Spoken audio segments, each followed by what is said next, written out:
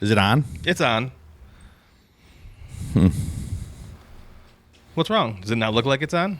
No, I just noticed you have got a hockey taped up. It was just making a bad connection. It's been like that for years. I've never noticed it. This is a much more comfortable studio.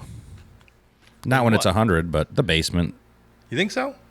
Well, I mean, I sat at the corner, kind of clunked in there on a shitty chair. We're about to be back in there probably pretty quick here. I'd say we're...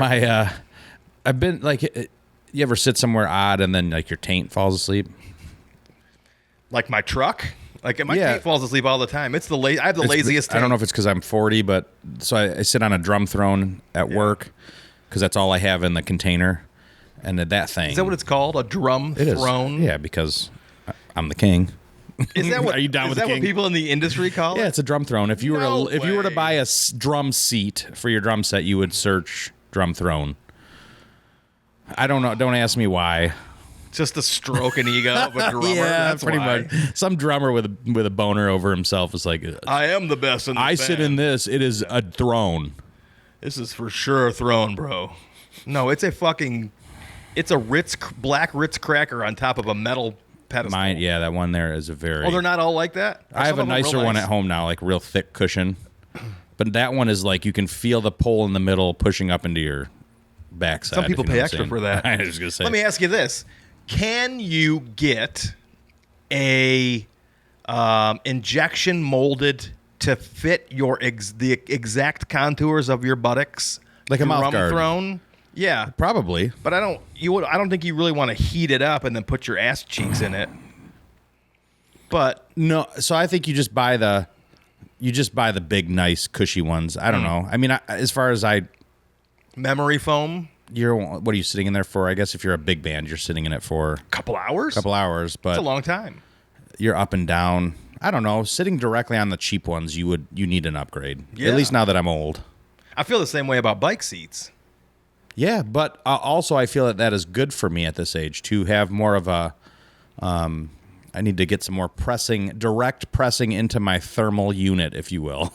I don't know how else to say it without getting too deep, if pun intended. Oh, it's so deep. So deep, put your ass to sleep. Yeah, but riding a bike, like, if you don't, like, do you ever do, is it Kegels? Like, I don't know if you do a Kegel. I haven't done Kegels in many years. Kegel. But I have done but Kegels, like, yes. Do you ever just feel like you're constantly, if you don't work that area out, it's a muscle, right? Your sphincter. Yeah. So like if you don't work it out at this age, you're constantly almost in a push. You're not pushing, but it's not being pulled in ever. So like a Kegel is kind of when you like flex, pull in. Why are we start talking about this? You wanted to just talk. Oh, this is what happens. This isn't what I was thinking about, but this is what happens. But I'm thinking that I probably need to do more butt Kegels, like male Kegels, to strengthen that muscle up. Otherwise, it's just going to fall out of me. Just saying. We do, pun intended, a hunting would be something where you're sitting on something that's not necessarily super comfortable if you are a sitter. Yeah. Maybe you're a leaner or a stander. But if you're sit for a long time, it does help to have a in shape backside, if you will. Yeah. And that doesn't just mean your butt muscles. It means all of your butt muscles. Yeah, I mean, it's like your leg muscles, it's your sciatic area, it's your lower back, it's your upper back, it's all that stuff's got to be in shape. That was one of Matt's big issues in Nebraska. Is he's got this pinched nerve in his back, and he scouted so damn much right off the rip that his back was like, he's like, dude, my arms are falling asleep, my leg is falling asleep. I can't pull myself up into a tree. Mm-hmm. I think I don't want to speak for him, but I think he only hunted one hunt. Oh, really? I think so. He left early. Oh, that's sad. I know. That's what I told him. I was like, dude, it makes someone who loves it breaks so my much. heart that you're going home so early. Yeah, and that's I think about Dad's got the same thing going on. I mean, his passion is golf, and his legs. Like we were walking somewhere the other day, Pentwater, when we all went there. He's like, I got to sit down, and my legs are going numb. Yeah, because he's got a pinched something in his back. I'm like, how do I not ever get there? I mean, you will at some point if you don't take care of yourself. I mean, you got 2 rocks in your pockets. I mean, like, you should be fine. Well, that's what is this a good step in that direction? You know, like I don't know. You're just adding weight to your body. You just put 2 rocks. those in your rocks pocket. they're very small, and I don't just carry regular rocks in my pocket. Let me describe this, okay? Please, by all means, Shungite is the rock. rock my world. They're very small. That's the name of the doctor or the name of the rock? That is the name of the rock. Okay. You see how I could be confused. Yes, and not to be confused with the wrestler / movie star, Dwayne. Oh, right. Also not to be confused with what's in your sink. Also not to be confused with a classic 90s movie with Sean Connery and Nicolas Cage. That's a great movie. It's one of the best. It's very, very, yes. You could, yes, high intensity and emotions based around a green marble. So, yeah. the shungite has always been like mined in Russia, and it's just a rock that's supposed to. So this is what I was told. I will try anything at this point because I do have a tight lower back. Okay.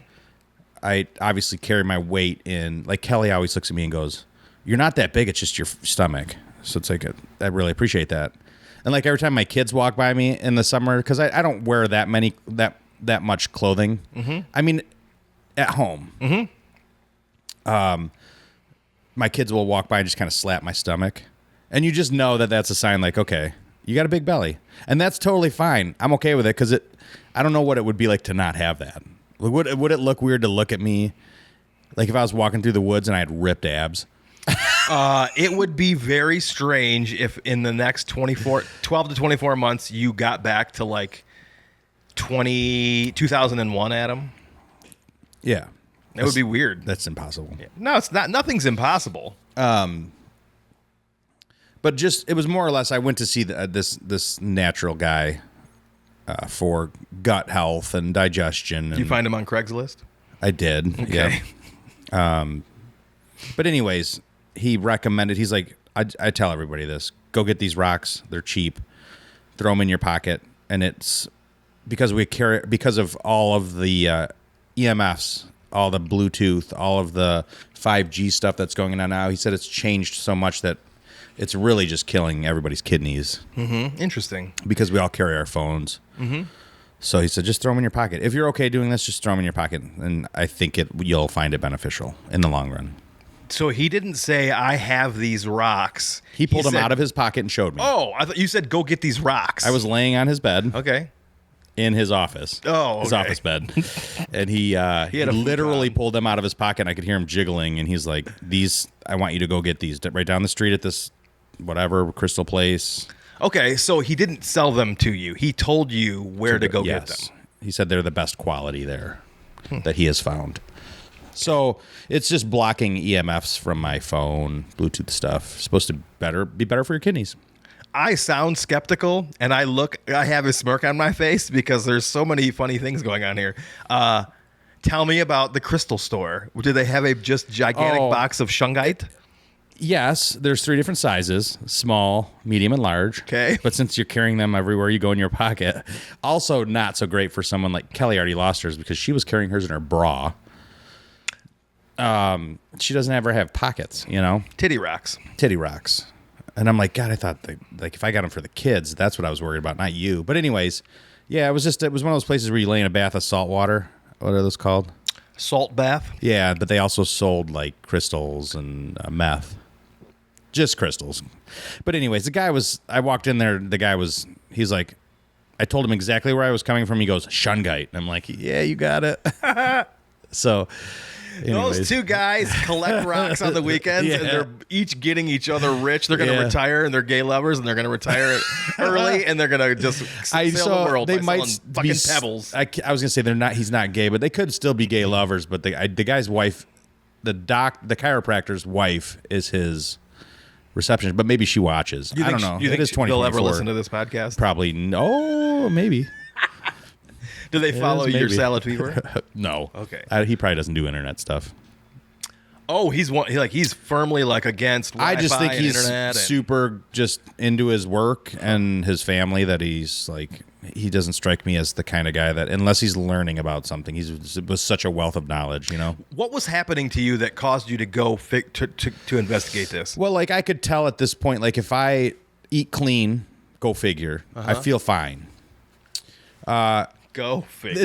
This is all hunting prep. Not gonna lie to you. Oh, this isn't real life. This isn't like for the long term. It's long term, but because we are going out and sitting in a tree first thing in the morning, you can't shit 3 times. You know what I mean? Like, and unfortunately, the way my body works, depending on what I do, that's going to happen. So I'm trying to get a grasp on my, not genital health, my digestive health.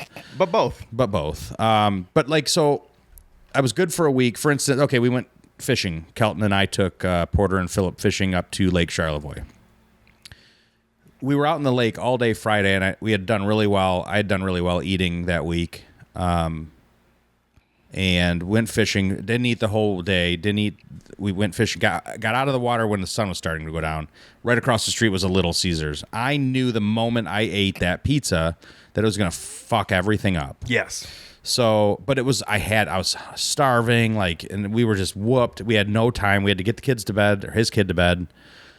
And you just kind of cross your fingers, and then sure enough, the next day was okay, but then it starts to get worse and worse, and then Sunday and Monday, I'm super gassy. I can go to the bathroom at any time. And then it just doesn't feel good. You just don't feel good. So I'm like, I gotta figure out what's going on. I sat down in that office, and he looked at me and he goes, gallbladder and liver. And I'm like, what? He's like, I can just tell by your stomach and under your eyes that's what we need to work on. Interesting. And then he starts going through stuff, and I'm like, yeah. He's like, well, you're just not you're not processing fat properly. You're killing your pancreas, your spleen, which that's going to affect your heart and your liver, which was probably throwing off your. He's like, that's probably. And I'm like, well, yeah, I did just have all that shit happen. Yeah. And then I told him about my hand. He's like, what's up with your hand? And I'm like, well, I just have carpal tunnel from cooking. And I pointed out this giant wad of meat that we get there, and he goes, look at the poster behind me. And I look behind him, and it's just this poster with all those arrows that points at your body. That's your digestive pressure point. He goes, this is gallbladder. Yeah. That's, when I squeeze that on everybody, yeah. The fact that it relieves everybody's headaches is really interesting, but I know that has nothing to do with headaches. Yeah. It's all gallbladder. It's just literally there's an arrow pointing at that part of your hand, and it says gallbladder, and he just looked at me and goes, I don't think it's carpal tunnel. Because he's like, I'm not reading that. Because they test your body. And yeah. So you did Reiki. Sure.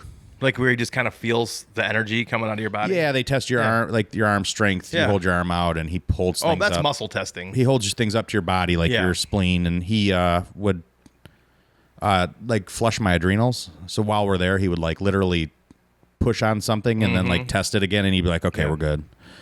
It's interesting stuff. I've always believed in it because I like functional medicine. I believe that we should be looking at that stuff instead of just going to get medication from a doctor to keep coming back. Yeah. But he also did food sensitivities, which I've been interested in, which it's exactly what I thought. And also diet, my entire diet. Oh, is it really? Yeah. It's wheat, dairy, corn, oats. I was okay with sugar. That's pretty much it. So I'm just staying away from I went to Mom's for dinner last night. She had impetiti, all kinds of I basically could just have the fruit. Yeah.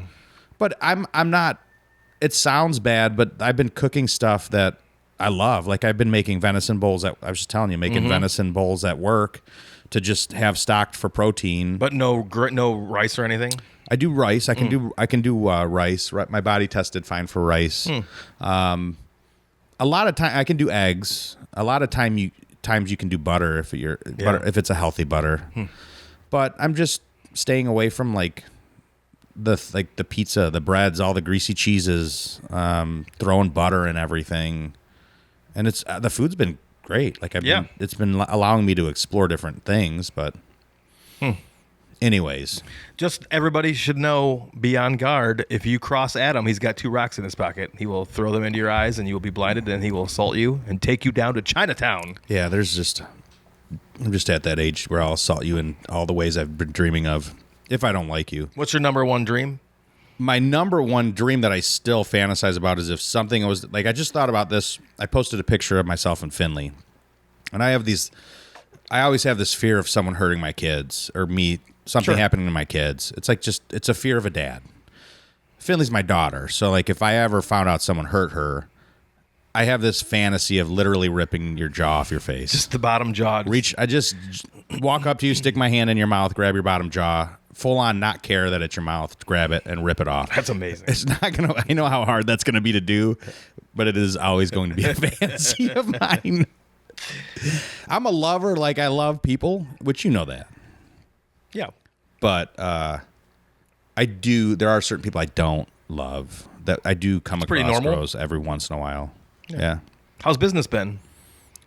We've slowed down, but it's still good. I Because mean, people went back to school, you think? as soon as Labor Day was over, it was like, hey, back to routine. Hope it goes gravity. But the kid, you just have to, your labor costs have to go down, you know. Sure. Basically, I have one person working and I float. Like, if they need me, they'll call me or I'll check in on the rushes, help them, and then I'll leave. But we only have 6 or 7 more weeks. Yeah. So we're almost done for the year. And we're all struggling with that a bit. Like, I think, you know, that the business model of stopping and starting over and over again isn't sustainable. It's not a good business model. They're not changing their mind at all on that? Well, there's enough investors that I get along with a couple of them that they're really the only 2 I know. One of them would have us there all the time. The other one's like, no. So there's something that we don't know. There's a contract thing going on with the other main restaurant, and that's fine. But I think they're going to find that all of us that are outside are going to struggle with possibly wanting to come back because we're all now like, okay, what can we do now that we've done this? Let's find another place to do it that's all year. Sure. And where maybe we can sell liquids. I don't even care about alcohol, but it's the fact that I get people asking me for a drink. And I can't sell a liquid. Yeah, it's crazy. But anyways, it's been great. I can't complain. Like, I'll never step on their toes. Like, I'm okay coming back next year, but I think we have a lot to talk about. Sure. Figure out. I mean, that makes sense. So you learned a lot in the first couple months of this baby. Amen. Amen. Oh, bless. Anything planned? Anything special coming up for the next few weeks? Next couple months, basically? At the rail yard? Yeah, for you. For Salad Fever. No, I was thinking about seeing if we could do like a chili cook-off. I also don't want to overdo that. I like that we do the one in the barn. But I still think we could throw a party there and have like a chili cook-off just locally, and then we're just going to do a Halloween party at the end on the 26th, which is our last day. Okay. October 26th is the last day? It's our last Saturday of October. October's going to be an interesting month, obviously, because and my kids know I won't be around as much. So why? Because hunting Getting season deployed? starts. I'm getting deployed to, you know, Southeast Michigan. Southeast Michigan, possibly Ohio. But anyways, you know, I just don't. It's been even since we opened. I said, you know, it's just if we're open in October, you just can't expect me to do certain things at any time. Time's going to be limited. So, but that's been the thing is we're still, even to this day, it's like, how can I make sure they're perfectly trained to where I don't have to do all these little things. So you're feeling good about it? Yeah. Good. Yeah. So that's exciting. I won't be gone I mean, a couple days here and there. Yeah, it's not like you're spending weeks at a time. That's what down I there. keep telling them. It's not that bad. You'll but burn that motherfucker out if you're down there for that long. Well, I mean, it's not just. I don't plan on just going there. Yeah. So, which I think we have a lot to talk about still on how we're gonna hunt. You know, This season? yeah. Because I do. What do you want to plan- talk about? Well, I mean, it's where I don't fully know your plan. I know we're not always hunting at the same times, but Yeah. I bought Ohio, and I have Hillsdale, and then I have the private piece in Brighton. For Still, yeah. That's good. I think there was a miscommunication there with Kelton. Everything's fine on the home The front? owners are going to sell that property, but I don't Oh. think it's going to sell until. I don't Spring. think, like he said, like, oh, we're going to have 3 days to hunt there. It was literally, we went and scouted. I was really looking at this swamp that's there because I watched all the deer come out of there the last time I sat there. And then was just finding kind of where their entrance and exits are. Yeah. And then I walked in on this buck bedded down over it's on another property next to it, but we do have permission to be out there. I told Kelton, I'm like, you need to make 100% sure that this person is okay Get with it this. in writing. Yeah, well, she's like, I don't know. It's Kelton, so Yeah. I'm like, I'll even go with you if you want to talk to her. But they've given him permission, both of us, to hunt there. Nice. And it butts up right next to ours. So it's a 2 10-acre pieces. But that buck was just on their property, but it roams on this angle. Anyways, we found him walking out there, and I'm like, oh my God, he's bedding right here in this tiny little patch of like, That's it's exciting. just a hole. Yeah. And then the next day, Kelton's like, oh, they're getting a divorce. We're going to lose. He's like, we're going to have 3 days to hunt that property. And I'm like, what do you mean? He's like, it's going to be all done and gone October 3rd. And I'm like, what? What? So, but after I started really listening to what's going on, it sounds like we could be able to hunt there the whole season. That's what I was just going to say. It's going to be spring. But I was thinking, it did make me think about how like volatile private pieces are. Yeah. Or even like if you have like permission pieces. Like our Hillsdale piece. Yeah, like It could literally be one day, like, sorry, guys, you can't go down there anymore. yeah, and not because they don't want us to, but because something legally could happen. Legally to could where they're happen. like, yeah, or she could pull something to make a statement.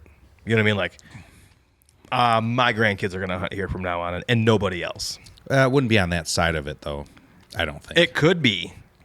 Mary could say. I don't think she can, though. She could. There's probably something there where she could try that. Yeah. And that's true. I guess I don't know exactly what kind of stuff is going on paper. Yeah, for sure. What each party is legally allowed to claim or state. But even that right there, like if you think you have a permission piece or a private piece locked down, there's 2 right there. I have two out of 2 that are could be gone at any moment. Yeah. Like you just never know. 100%. Even if nothing came of it, just that argument could make it to where it's like, I don't even want to go and have a problem. Like, I don't even want to go and be in this potentially causing a problem with one party or another. Yeah, it's I was just listening to somebody today talk about like, oh, if you only have one private piece. I'm like, I only have one private piece. Well, I have one in another state, but I don't have another one here. Right. Which we talked about. I think you were always you're like quite a few steps ahead of me in your sort of your hunting journey. Mm-hmm. And you had gotten to the point where you're like, we need to find more. And I'd say a year and a half ago to 2 years ago, I'd be like, well, I'm perfectly fine with just this property. Mm-hmm. But now it's like, okay, I'm thinking about, obviously I learn a lot from what you're doing. So like, obviously, for me, Ohio and Illinois are 2. We can talk about this, right? Like, sure. I'm not talking about pinpoints, but Ohio and Illinois are, I'm sort of learning from what you're doing. That's kind of where I'm at in my journey because I'm not as far along as you. Mm-hmm. But so for me, it's like, okay, I still really loved Kansas. Sure. I kind of wish I would have done that, but it's sort of like getting your feet wet with those. So like for me, hunting Ohio and Illinois it just makes sense because I hear from what you've done and where you've gone and how you've sort of how the terrain is and mm-hmm. what you enjoy and what you don't enjoy. And then I'm able to, it's like having someone teach you that, even though you don't have someone that teaches you that. Sure. So I just listen to that kind of stuff, which is also what sort of, I wanted to learn a lot about what you did in Nebraska and how it is out there. Cause I am falling in love with different, like Kansas was the big thing to me where I wasn't sure. I was like, sure, but yeah, I don't know if I'm going to love it. You didn't know it till you went there. And then once I did it, and yes, it was so difficult, but like to this day, I'm like, God, I loved it. Yeah. Like I can't, and that's the push to keep doing it more and more. So to know that you could extend your season by a month because, you know, you could go somewhere like Nebraska that starts in September 1st. Yeah. And Ohio goes a month later. And Ohio goes a month later and starts a couple days earlier. Yep. So I think I have I have a little different lifestyle that doesn't allow me to do a lot of this exact sort of scouting things that I listen to, different, you know, where I'd say a lot of my education from. Mm-hmm. And that's okay. Most people don't. Yeah. But even if, you know, I don't know, I kind of have that battle in my head where I'm trying to figure out what is my favorite thing to do, because I'm not sure I want to I wouldn't say over scout because a lot of people think you just have to do it, but I don't want to overdo properties and then all of a sudden be just hunting there. Yeah. I like the idea of, so I was thinking about with Ohio was getting down there. I might not hunt opening day. Mm-hmm. We have a wedding on the 28th. Mm-hmm. Go down there the 29th. Look at I have 2 properties I'm interested in. Look at those, even if it's just driving around, doing some scouting, and then find my spots and then hunt the next day. So that would be the 30th. And then I have like a day or 2 there, and then I'll go right up to Hillsdale for opening day in Michigan. Yeah. So I don't know. I think it'll be fun. I know you've made it very clear to me that you enjoy the idea of going in blind, which is what Alex of Latitude has been saying a lot. Like, it's okay to go in blind. Yeah, there was something magical about Kansas. Like, yes, we scouted, but we also more just scouted. Our scouting was like a morning, and then we just decided to just jump in the woods, which was kind of like scouting and hunting. We were doing it all at the same time. Sure. But there was something magical about being out there in the morning, let's say. You might not see something right where you're at, but you are also like you notice a spot you like somewhere else, and then you go there, and then you find a buck. Mm-hmm. Like, there was something magical about just that, and then you fall in love with that area, and you kind of prove yourself. Like, okay, I proved myself right on this point, like this pinpoint. Yeah. And then I really proved myself right on this pinpoint. So I'm doing a great job here, and then you go in there and you find the buck, and you're like, okay, I've narrowed it down to these sits, and I'm picking the right trees, and it's all magic. You're literally just learning on the fly. Yes, and that's I had fun with that a lot. So I do that as well. But the scouting thing, I find peace in the woods, and so I make sure that when I do my traveling for work, that I take times. And I've said this a lot, and I'm a firm believer in it, that I almost scout to write places off. Like, I would almost just scout, and be like, fuck this place, man. And, I say fuck this place, but maybe put it down a few notches on the places of peak interest, whether it's obvious human pressure, or whether it's, like along the lines of trail cameras or existing stands or boot tracks. Like, if I see a bunch of tire tracks and boot tracks tire tracks in the parking lot and boot tracks out on the deer trails, I'm going to say to myself, this is too pressured. So let me just kind of devil's advocate there. What if you didn't know that and you went there on the fly, found a spot, killed a big deer? It could happen. Like, it's sure. There's almost like 2 sides to every story I hear. Like, yes, I think that's great, but then I also think there's this opportunity of not knowing. Like, for instance, the camera that we just went through with, you posted the Ohio camera. I had 2 people on camera yesterday. Not just those 2 different spots, 2 different Ohio spots. Yeah, I haven't gone through the pictures yet from yesterday. I don't love that I now see people in those cameras, because it frustrates me on hunting there. If I would have never even known they were there, I would still go there as planned, and still do my shit, still sit, possibly kill a deer. And you still can. Right. But now it's in your head, you're saying? That stuff can get into your head where you're like, oh, I know people were out here, but like you said, what if they were just mushroom hunting?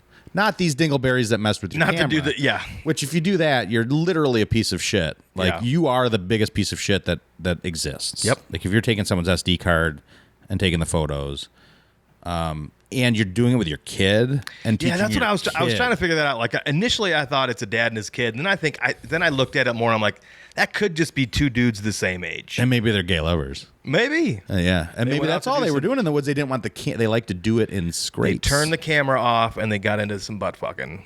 That's probably what it was. And then that's why the camera was then turned back. Okay. After they cream pied. Yeah, you're probably right. It's probably what happened. Oh, I didn't think about it that way. Yeah, I didn't either until just now. It makes it way grosser. Like I'm definitely not going to go hunt back there. You're still a piece of shit. But that's the thing. I'm trying to look at it like there's no negative avenue, because any negative outlook on anything, whether like it's what you said, like if I'm turned off by it being pressured. I mean, look at the area around here that I'd love to sit in a couple times this winter. It's so highly pressured that it. But what if I sit there that one sit, and right where it's the spot I want to go, and I don't think like what if even if there's 10 other people out there, what if it just happens to be? Only takes one time. So, well, the private piece that I had in Illinois last year had dogs trespassing and people trespassing on it the whole fucking time, and there were giant deer on there. The deer figure out how to move through there, and where the people are and where the dogs are not, and so, but still, if I know that I have a place people are not going, it's more attractive to me.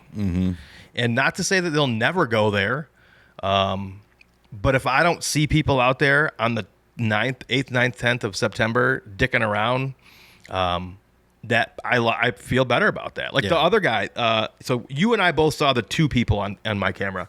There was another guy with his dog and a gun. So he's out there doing squirrel hunting or whatever. But he literally stands in the scrape and he looks at it. And he never really made eye contact with the camera, but he's standing there staring at the scrape. So if he is a deer hunter, he knows exactly what that scrape is. And there's been fucking deer and bucks, albeit 1-year-old bucks, in that scrape every single day for 2 weeks. And that dude just stood there and now knows where that scrape is. I probably ought to just go grab that camera, because if that dude comes back to set up a fucking tree stand out there and notices my camera, he's probably going to gank it.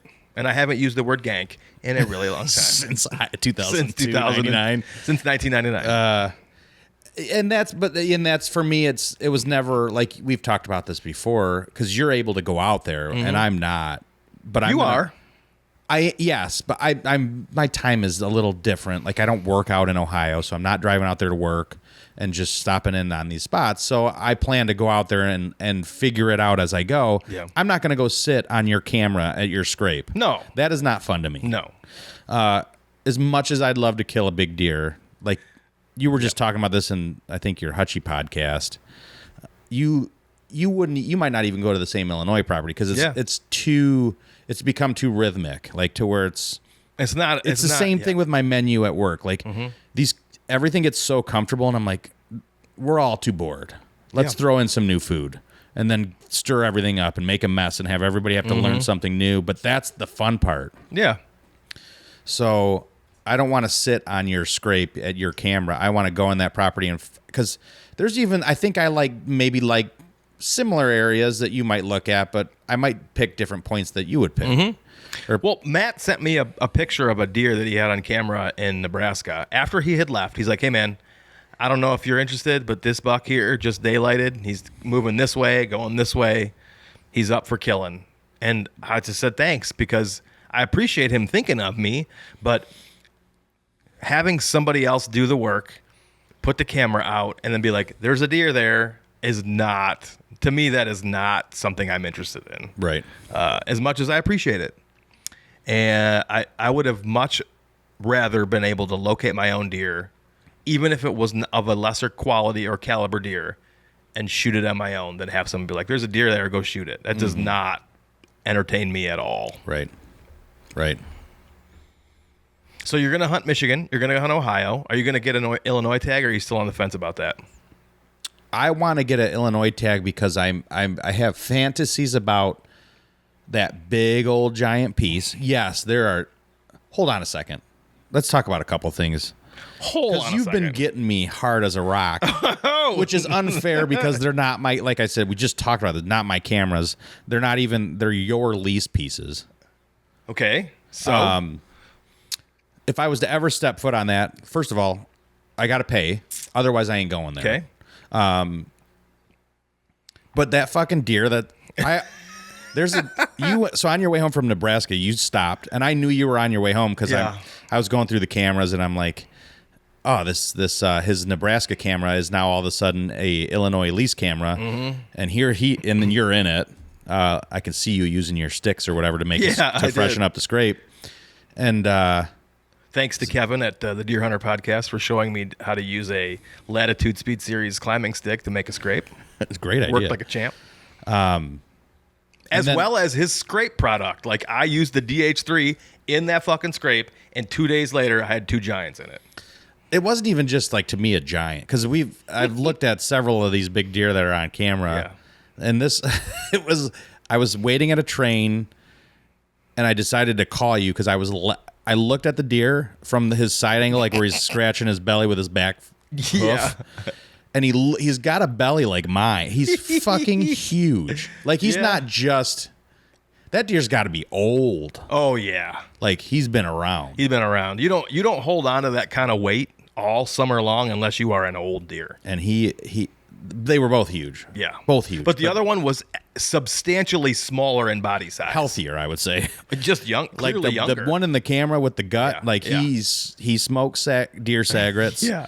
And he lays around all day. The other one Reddies. climbs the mountainside. You know what I mean? Like, he's working out. But both huge. But it was just fun. I was almost like spit out my drink, and I'm like, I got to call Bret. I couldn't believe it. I was in the car with the girls because Waylon had hockey, and I got that picture and thought, holy shit, that is the biggest bodied deer I've ever seen. And so I sent it to you, and I sent it to DJ Riley, and he goes, are you kidding me? That's a 300-pound whitetail. And that's exactly what I said. That thing's got to be 300 pounds. It's insane. But I'm very turned on by the that huge piece.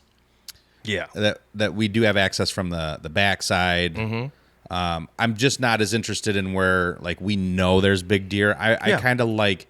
I just love going and getting lost. Sure. I think that's that feeling of being slightly lost and slightly worried. Yeah. That you kind of like, all right, like, you really have to hone in your skills because you're not knowing what's going on, and that's when you can find yourself in like a cool place. Into the good shit, for sure. I like the terrain in that from what I see on the map. So I do have an interest in Illinois. I just haven't bought the tag yet. Yeah. I'm pretty sure you can buy them over the counter. I haven't even looked. I don't know where to go to buy them over the counter. I've always just ordered mine online, but I'm pretty sure you can buy them. So, like, with the restaurant stuff going on, I spend so much money that I started spending. I feel like I am spending more on things I've wanted as well, because I can finally have some play there. Yeah. Like, I bought the Osseo. You bought some lightweight nice hoodie and the vest. Camo. Yeah. Because I think that'll last me most of the year. Yeah. 100% because I would say 99% because they have Sherpa line pockets. Yeah. Hello. You know what I'm saying? Which, if you ask me, a Sherpa is the dude that. First of all, I got a question for you. You're buying goat milk and you got 2 goats over here. Why don't you go milk those fucking things? Sheep. They gotta have milk in They're those boys. Those are nutsacks. You guys are I ain't milking those male sheep, man. Why are you buying goat's milk? You got these 2 beauties over here. They're male sheep. They don't produce any sort of liquid. Yeah, but it ain't drinkable. You ain't drinking it. Okay. No. All right, that makes sense then. That's why you're buying. Okay. Anyways, I have a male pig and I have 2 male sheep. We're not milking either of them. that makes sense then. Fair. Okay. Fair. Valid. Truthful. Okay. All right. So, how the fuck did you go from Sherpa lined? Oh, the because wool. To me, like I said, I wanted to put my hands in the Sherpa lined pockets, but to me, a Sherpa is the dude with the cane that like takes people up Mount Everest. Oh yeah, or he's in like the video game and he's got the sheep that walk around with him. That's a sheep tender, not a chicken tender. Holy shit, what's going on here? Yeah, what is a sheep tender called? They've got the hook cane. Yeah, they but were that's part of not a Jesus. They're Sherpa. friends of Jesus. That's not a Sherpa.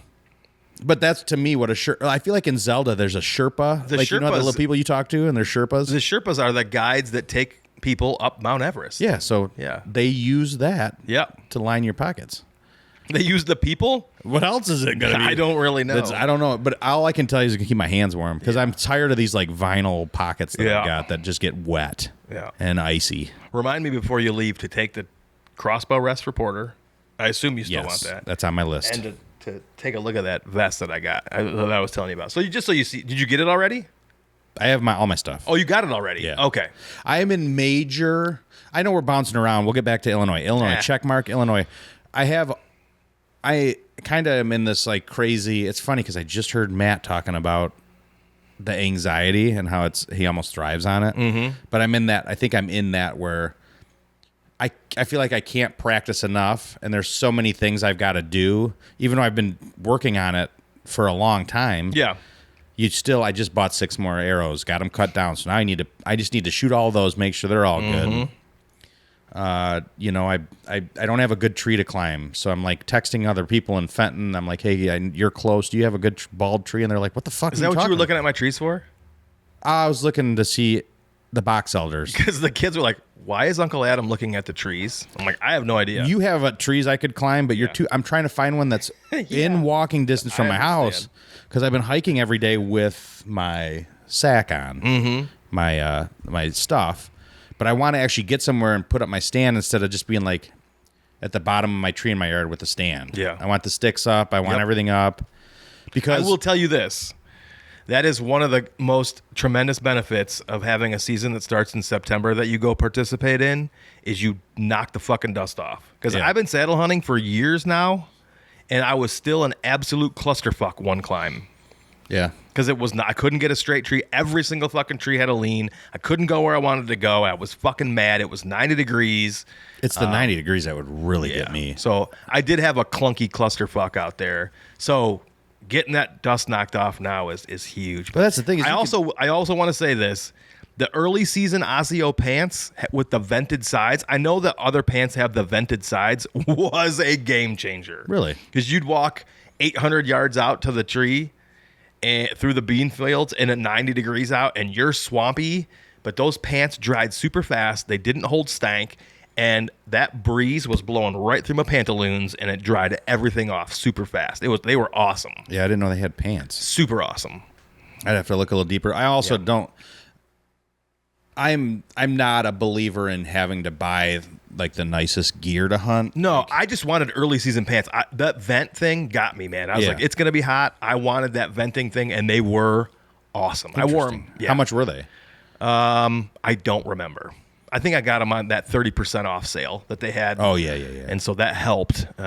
It's just shocking when I go on. So I'm like, I'm totally good with my Wranglers, my light green hoodie I got on Amazon, my light green Wranglers, and then my beige Wranglers and my beige hoodie, but I like one camo outfit. Yeah. So that's what I pulled the trigger on, something that could go longer into the season. Yep. I don't blame you. Because it's either that, I either wear khakis and a hoodie, or my full on, like, you could shoot me with a gun and it ain't going through thick ass, like, hand me down. Dad's probably shit he handed you down. No, those were mine. Those things are so big. I feel like a snowman. I bought them back when we used to have cold winters. But not, I mean, they are nice and warm when I'm sitting there, but still, like, I'm like, I don't need that. One of these years when it starts to get, we have not had, cyclically speaking, the first couple of years I came back, I think we had really snowy and cold winters. It has not been for the rest of the time that I've been back here. And so I've gotten away with regular pants, like my Wrangler ATGs with a pair of merino wool base layers, or base layers when this is like in the teens and 20s, with fleece-lined Wrangler ATGs, and been completely fucking fine. But I promise you, I know there will come a day where I don't have warm enough fucking clothes, and I'm going to regret that, but that's all I got right now, because I haven't needed anything else. Yeah. Yeah, I don't know. So I'm not trying to spend a whole lot of money on the gear. It's more, I think more it's mentally what my steps are this year to be better, to get some bucks down this year and be better. To me, it was a lot of focusing on my shot, I think, because I think I'll find them. That's not my concern. My concern is shooting them when I find them. Yeah. Because even listening to DJ talk about his Nebraska buck, even though you find the buck, it's not going to walk in perfectly. Right. You know what I mean? You're not going to have all the time in there. It's not like these, fucking pro dinglebots you see online that shoot a buck. Oh, Michael Waddell shot a fucking... He's my favorite. Don't you dare talk about Michael Waddell. Yeah, but Don't you dare. Now, here's what I do. I watch those videos, and what I like to watch is I like to watch how the deer move. Yeah. So when they walk in there, and if they grunt, how they circle in instead of walking straight at it. They almost act like they don't. Like, you watch those little movements, but every time it's like, oh, you get a broadside shot, fucking perfect. The deer stops, looks at you for 30 seconds. It's just like, this is not how it happens to me. No. It's a fucking surprise. To most people. It's a fucking surprise. It's a weird angle. You got bad gas, and you're holding a toot ski. Dude, so my big buck last year walked in a straight line at me until he got to 20 yards, and I thought to myself, I'm not going to be able to shoot this deer because he won't fucking turn, and I don't feel good taking a frontal shot. And I lucked out, and he happened to turn when he turned, and it was a perfect scenario. But there was a very good chance that I was going to have the buck of a lifetime, my number one fucking target, walk a straight line into me, and I was going to have to let him walk past me and shoot him, quartering away, which is fucking terrifying when you've never had anything like that happen. yeah. So I think most people, it doesn't just work out like you see on television. It's weird angles, it's shit happening, it's noises being made, it's fumbling around. And that's why it's not just shooting a bow. Like, it's not just when you're practicing, you're always like, oh, not you, but in general, you hear, oh, just get out there and take some shots. But that's not that. At least not for my mechanics. There's something weird that happens at certain times in my body. It's focusing. It's not letting my eyes leave that sight hole, my peep sight, whatever, until that arrow hits that target. Yeah. Because the first thing I want to do is jump out of there. Yeah. And see what the fuck's going on. And that's when I throw shots, like in all different directions.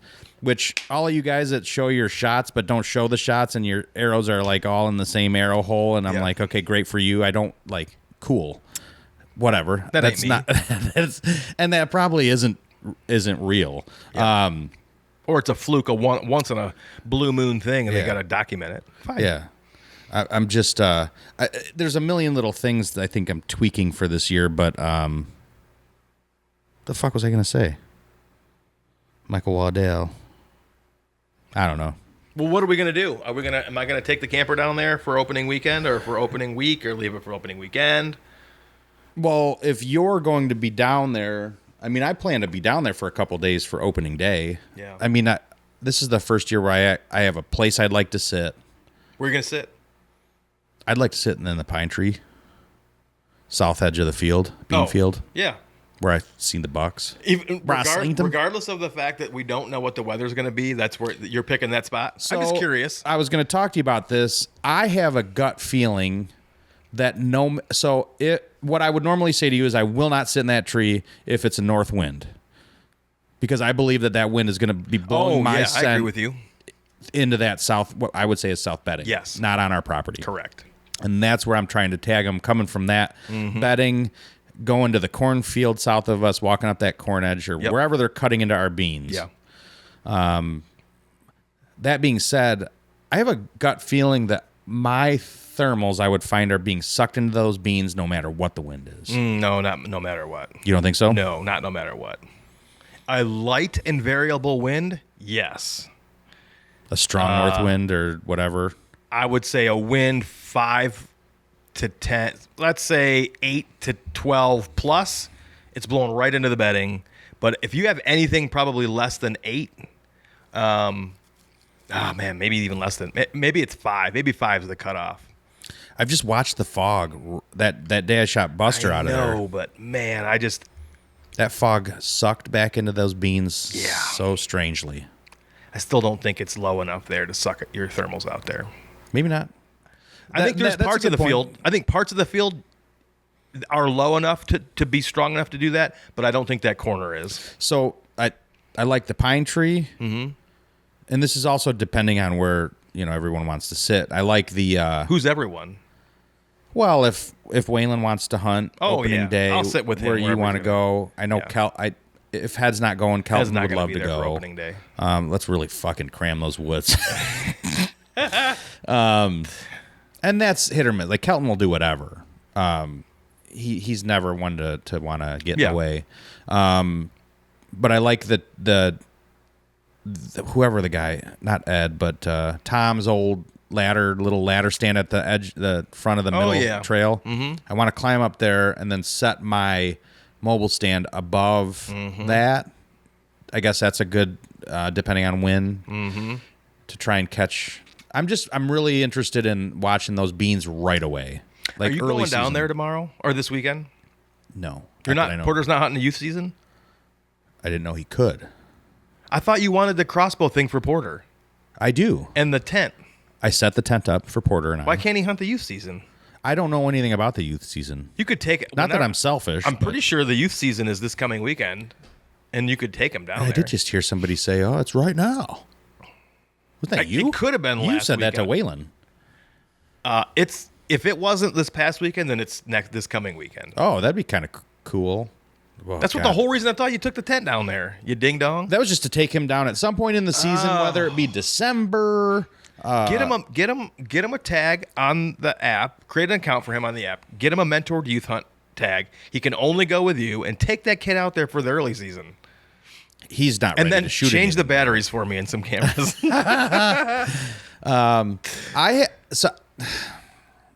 My mind has changed recently, but I was going to talk to you about possibly taking the camera out of the walnuts. Take it out of the walnuts. I don't care. After we put that big solar one in there, Yeah. and then nothing was happening. And then it suddenly did. I was going to say, hey, what do you think about just taking this out for a crossed while? my mind. But then all of a sudden, like just like you said, it's like clockwork that the bucks start hitting it again. It's so bizarre to me. I always used to say something to Head and Nate about where's the bucks? Where are the bucks at? And I don't remember if it was Head or if it was Nate, but I think what they told me was, you know how there's the other oak closer to the north side of the property that they hit the scrape there? Oh, yes, yeah. I'm pretty sure they always told me they hit that first, and then later in the summer they'll hit the one that we've got the camera on. Neither of them were opened up last time I was down there. Yeah, and so... But it was also not really time for that. And like you said, just like clockwork, velvet starts coming off, and bucks start showing up with some cold snaps at the scrape that's always been a scrape. Yeah. It's not taken care of the same. It's overgrown. And last year I watched them all hitting that, like you said, the other oak. Yeah. And then when I went down there last time with Porter and Kelly, that nothing had been traveling in there. But then again, they weren't really hitting anything because they were all somewhere else. Velvety. Yeah. So I don't know. That my mind has changed on. I'm not even that worried about that. I'm just pissed off because the fucking back middle camera is dead, and so is the 3-tree camera. I think I kind of like it. I'm not gonna lie to you. Okay. It's for the same reason. Like I almost wrote off that new stand we put up. We put up a stand with no sticks. So when we hunt that back middle, we just have to take our sticks out there. Mm-hmm. I'm very interested in hunting that area. However, that camera went completely quiet. Yeah, it sure did. But so did everything else. Yep. But I'd almost written that spot off because of that. So I'm like, I kind of like not. I like not knowing. Yeah. So that it opens. We've had up, that conversation before. like just open up the whole. We know what bucks are there now. Yeah. We know there's a couple good ones. At least for me, there's probably more there for me to hunt than you. I don't know, man. The more I listen to people talk about the way to think about that, I'm starting to come around with, and it's honestly, it's always been 3 or older, 8 or better. But I have started to draw the line at, if it's an 8, cool. But if it's a baby 8, if it's a 1-year-old 8-point, The 8 last year I ain't was fucking doing it. the one that's standing at the base of my tree was no. not a shooter. And so I think I'm more like, okay, just a 3 or better. Because I don't have, there might be some 4-year-olds out there. Hell, that one with the double splits and I like the him. kicker, he might be 4. He might, I don't think he's 5, but I could be wrong. I just don't think we have 5-year-olds down there. And so I'm sort of more back on like if it gets me pumped up, I'm going to shoot it. Like if McMurray walked in front of me, I would shoot McMurray again. He's a 116. Well, remember when that was big to you? Yeah. even that one, I would probably shoot that deer again. Yeah. But it's just the last year, like last year, there was nothing that I would have shot. There just wasn't. Isn't that funny that like Yeah. because they had to have been around. Yeah, because they're back now. They just And that's weren't fine. frequenting our property because it was wheat. It was wheat. It was winter wheat. Because the field was different. Is that the only thing? Possibly. Or the weather? Like I've heard a lot about how the weather's changed. It's because it was warmer and wet, and they've gotten healthier. Corn was up longer last year everywhere too. Yeah. So I don't think corn's going to be Now up it's as all long beans this down year. there and all around. Like they were cutting corn in Illinois when I drove into town last weekend. Like as soon as I left Missouri and got into Illinois, they were chopping corn right at that area where it splits to go to Quincy, Illinois. They were already cutting corn. When I was in Nebraska, the corn was all brown. There was no green corn. It was all brown, and they were starting to cut corn. Interesting. All the beans, Which was the same were in very Kansas green last September. Yeah, They were starting to cut corn when we Yeah. went in mid-September last year. So I'm very curious to see what happens this year. I'm not going to lower my standards at Hillsdale in Michigan at all. I'm going to keep it at 3, and if that's a 3-year-old 125, then so be it. If that's a 3-year-old 115 and it gets me pumped up, cool. I don't think I'm going to find a 160 in fucking Michigan. I mean, they're here, but I don't believe that. I don't believe that our property has it. I believe that I could probably work really hard on public and find one. I just don't know if I'm going to have the time. Mm-hmm. I'm not going to shoot more than one buck in Michigan. That is my attempt at doing what I think is right. Yeah, And because we've had this conversation. We've had the conversation of. I think we both agreed to the $1 state thing. Yeah, but your opinion was like maybe not two off the same property, right? Isn't that what you said? So that was a battle I had with myself. Was because I had a buck. I have a buck that was he was a 10 last year. Now they're not as big in Brighton here.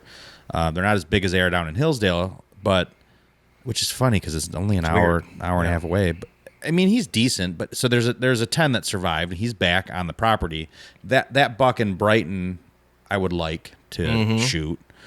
And there's a buck in Hillsdale. I'd love to shoot a buck in Hillsdale, but you have to have that. I think that's just a battle you have to figure out with yourself. Like if you're a pro $1 state, then pick one. Yeah. Like if you want to, I would say that it's just a battle you got to pick because I'd like to shoot one in a different state. Mm-hmm. I'd love to shoot one in each state I hunt. Mm-hmm. But my goal would be, however you and I figure this out, I think I would like to go at least one night in stay one night in Michigan once on opener, which can be out a Tuesday. For bow opener? Mm-hmm. I'm not doing gun. Yeah. Yeah, but you can still bow hunt it. But I wasn't sure I'm if you just were saying, referring to the no, bow opener like or if the we gun go, opener. you asked about the camping, taking the the camper down there. I'm just trying to figure out when I need to bring it down to camp. I haven't called made a reservation yet. You're gonna hunt the first. I cannot hunt the first weekend. I don't think. That's So Waylon's that'd be like the hockey is fifth, fucking sixth? whack, dude. Yeah. Head's not coming down that weekend.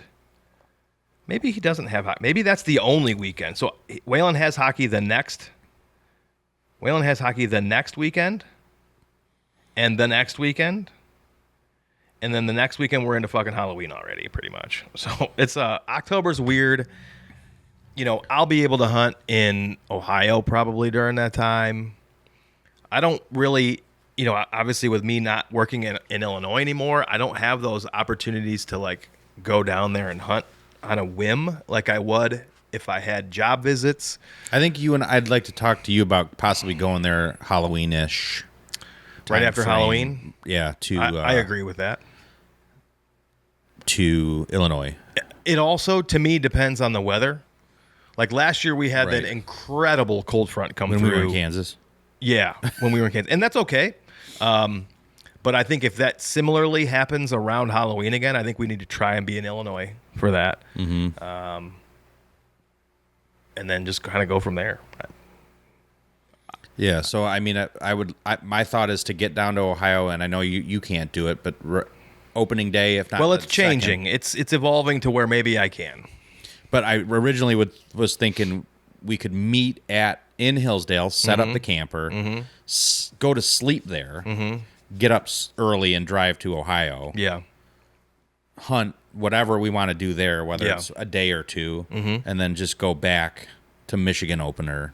Yeah. I know that's pushing the amount of days, but that's kind of what I was working hard for, was to be able to do those days, because I'm going to be closing right before that. Yeah. Well, I guess I'll probably just take it down there the weekend before, have it set up, and then we'll figure it out. I'll just plan on that. I'll probably leave it through the next week, that first weekend in October, so that if we want to go down that next weekend, we can. But then I have to bring it back. I know what it is. We have actually a rental. Camper rental the next weekend. Yeah. So we historically have not done that.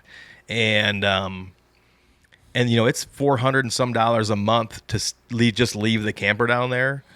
Which we had talked about not doing anymore anyways. I've been trying to sell the damn thing. And it's just like, it's $400 a stay.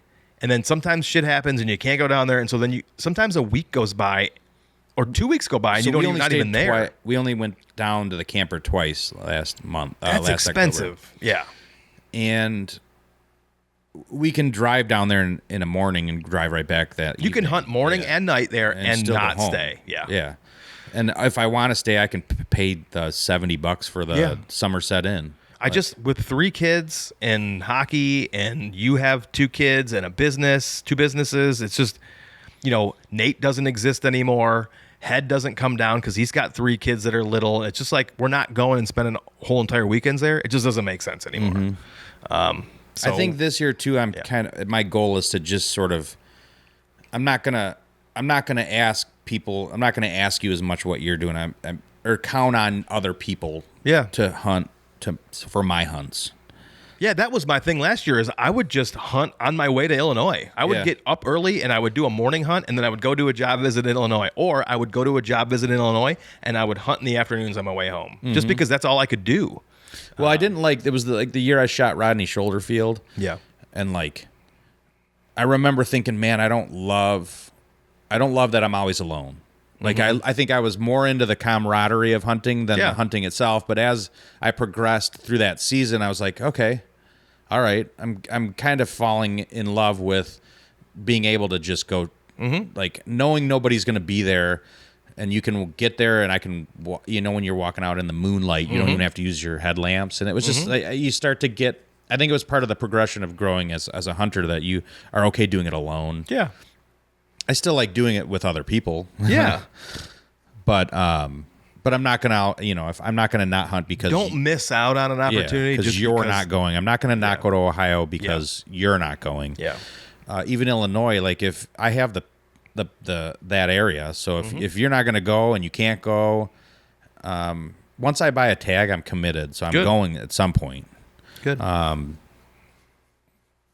Whatever, that's kind of my goal, is to just, if I see that the wind's going to be right and it's going to be freezing ass cold, I might just jump in my truck and go.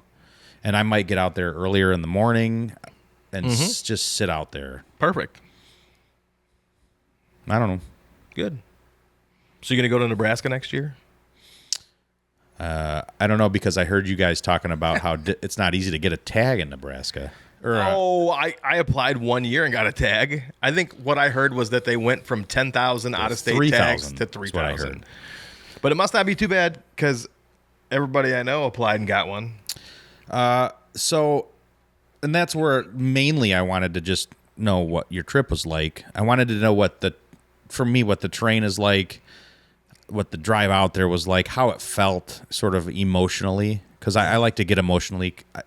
I do like to get emotionally lost in properties. I think that's how I feel about Kansas. I have an emotional connection to going out west. Yeah. And I haven't even gone out west. I have an emotional connection to going to mid Kansas. Now, I loved Nebraska where we were. I imagine I'll love Iowa if and when I'm ever able to draw a tag out there. All I know is you said, I mentioned, I'm like, oh, did you love it or not? And you were like, I'd live there. Yeah, I would absolutely live exactly where we were in Kansas, and I would live exactly where I was just last week in Nebraska. I would 100% live Terrain wise, how were they comparable? Or not comparable? So it was exactly the same. Okay. Exactly the same. Corn and beans. Slightly rolling, but nothing terrain wise that was Slightly rolling. I mean, there was a little bit of a terrain that was surprising, but not much. Wooded draws, so wooded drainages in the properties. Was it corn beans? Just Kansas had some of the sorghum. I only saw one sorghum field, and it was private property. Saw one alfalfa property, private. But, this is all based on this year because last year, Matt and Chris both said that it was a drought, and the beans were bullshit, and the corn was bullshit, and all the deer were in alfalfa, and every alfalfa field had tons of deer, and it was super easy. But that was not the case this year, apparently. Like, it was so discouraging to those guys that they were like, we're getting our asses kicked, and this is just not the same. And they're like, I don't know if I'm coming back for another early season.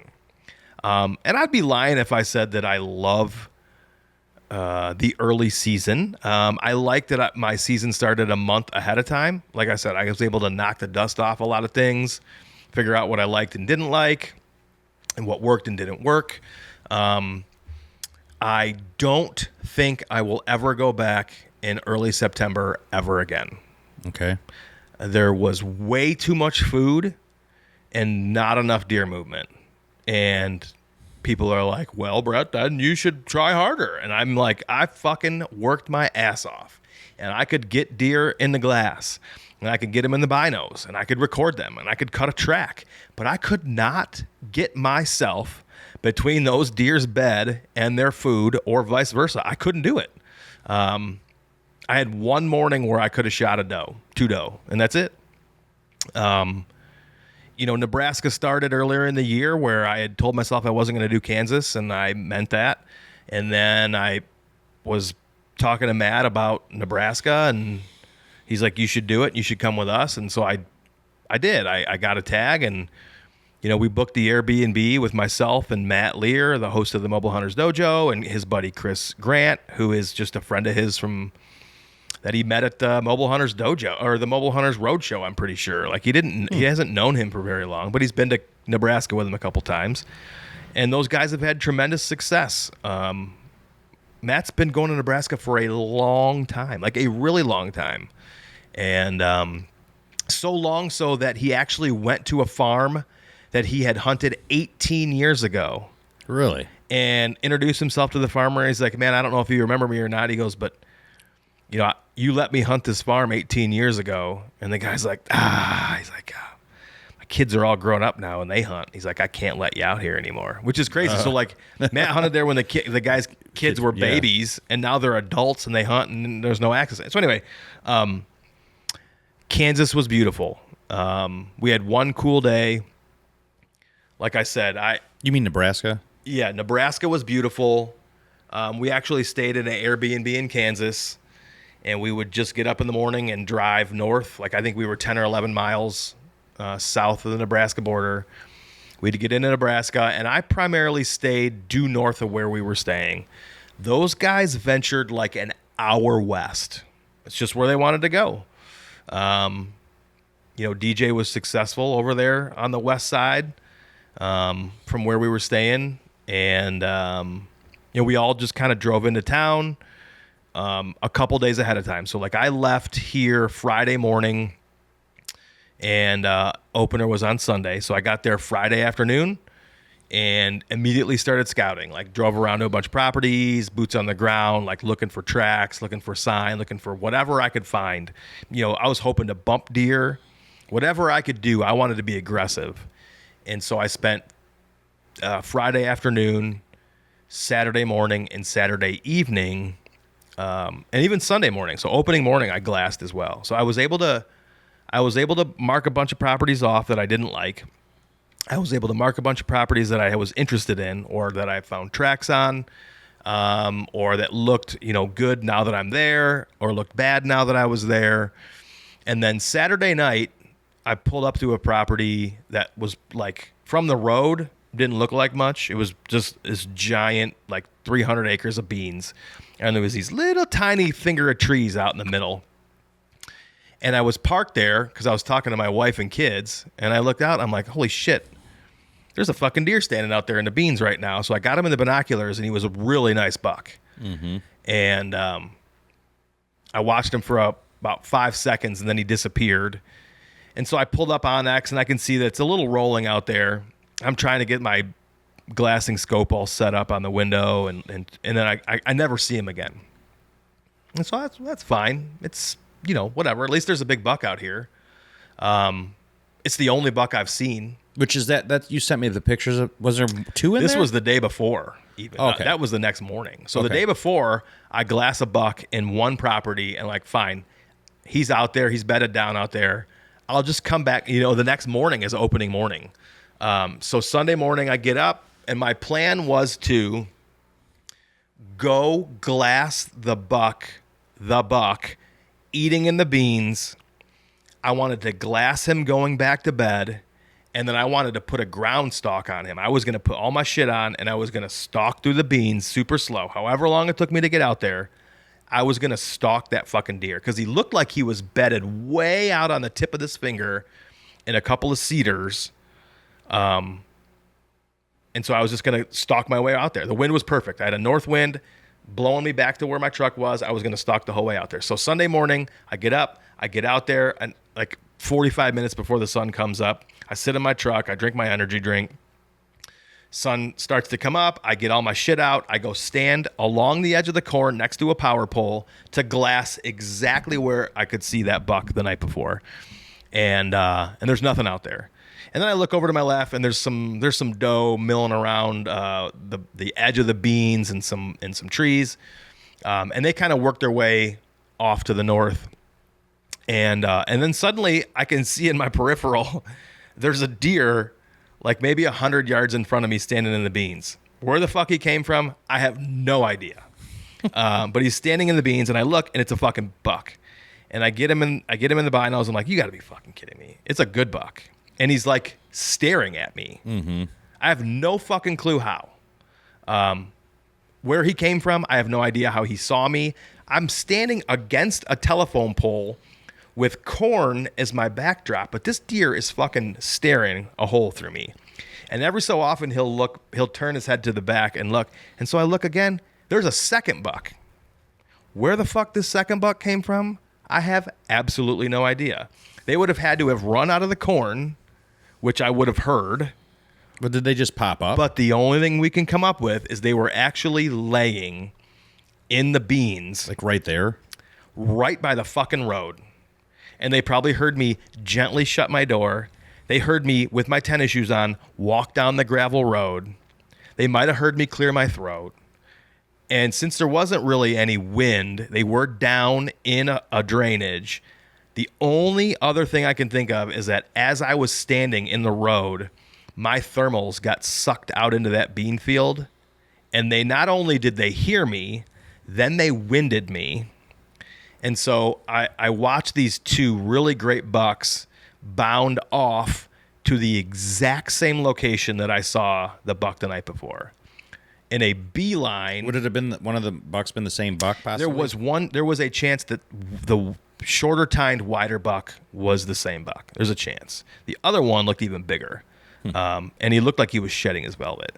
So I believe that these deer are running out to the tip of this wooded finger where the cedars are. So I immediately go back and I get all my shit on and I grab my stuff and I begin to stalk my way out there. And I'm glassing the beans the whole time. Nothing. You can't see shit. But because they're a lot higher than what I'm used to here in Michigan. Kansas high. No, they're the same. Oh, okay. They were the same. Like crotch, waist, okay, high. But these deer, I think, are able to lay down and with their head down are below the fucking level of the beans. So anyway, I get my ass all the way out there to where I can have a straight line down to the end of that finger of trees. And I can't see anything. I can't see deer milling around. I can't see deer laying down with their heads up. I can't see anything. And so I slowly stalk my way down, and then I get behind some. There's like a shit pile. Like at some point there was probably a barn out there, and they just kind of fell. And it just kind of so similar to the beans in Kansas, just taller, fresher. And they just filled it in. So anyway, I sneak behind that, and I get downwind of the tip of that finger, and I'm thinking these deer are in these cedars because they're big and overgrown. I'm thinking they're bedding down in there because it's the only shade. The whole other field is the rest of the field is in the direct sunlight, but I'm like, they're probably in those cedars, so I'm just gonna bed down under this tree. Is a willow tree. It had some nice overhanging branches. I got underneath it, and I just waited, thinking that they would get up. I assumed, okay, at first light they're gonna go back to bed, and then at some point mid to late morning they'll get up and stretch their legs, and at that point I would know where they were and I could make a move on them. I never fucking saw anything. Nothing happened. I never saw those fucking deer. So after a few hours of nothing, I slowly stalked my way all the way around the tip of that point and realized those fucking deer are not here. But what I also realized when I got out there is that property does not do quite what I thought it was doing. That last point, that last high spot before the beans was so high that from the road, the second those deer crested that high point, they were completely gone, and they could go east or west, north or south, and I would never have a fucking clue. They could be down in that drainage, and I'd have no fucking clue. I assumed that it was relatively level and that they were just bedding down. But I think what was happening was they were getting below my eyesight and just fucking going. And I had no idea. So those deer probably made it below there, hung a left, and went to the next property. That's fine. Whatever. I still thought they'd come back. And so I hunted there that night. I went back to the truck, had some lunch, came back, sat up in one of those willows, and hunted all night and saw fucking nothing. And so I said, I'm only going to give this one more fucking hunt. And I came back the next morning and no fucking deer. Nothing. Or so wait a second. So that was afternoon. So I ground stalked the morning. I hunted the afternoon. What did I do the next morning? I don't remember what I did the next morning. Anyway, I hunted that property 3 sits and then said, I got to move on because these deer, I'm not seeing anything. I got to move on. I did jump one other little buck on my way out the next day. He was bedded in the cedars along the north edge of the property, and I crunched on a corn stalk and the fucking walking out there, and he jumped out into the beans trying to figure out what it was, and kind of he could see me standing there. I'd froze. He could see me standing there, and he kind of walked at me a little bit. And then once he realized I was recording him, he took off. Never saw any more deer there. Hunted a couple more spots. I went to another spot and cut a huge track walking down the dry creek bed. Like, it was muddy, and the tracks were real soft. So I was like, well, these tracks are relatively fresh. All the other tracks that we were finding were dry and crumbly, and they were not Wouldn't have been fresh. They weren't very fresh. So I thought, this deer made this track like really recently. So I put a camera up real quick. I was running out of time here. I know it's crazy, but I was already running out of time. Never got any pictures on that camera. I hunted that in one afternoon and didn't see anything. That was my fumble set, like where I just fucked up everything. Like, I clanged and I couldn't sit where I wanted to sit, and I didn't, whatever. I liked where I ended up to the extent I left everything in the tree. Okay. And said, I'm going to be back here in the morning. I like this spot. The same wind. It works. I thought. Came back in the morning, and the second I got out of my fucking truck, I was downwind of this CRP. So it was a north and south drainage, and on the east and west sides were high CRP that kind of tapered down into this drainage.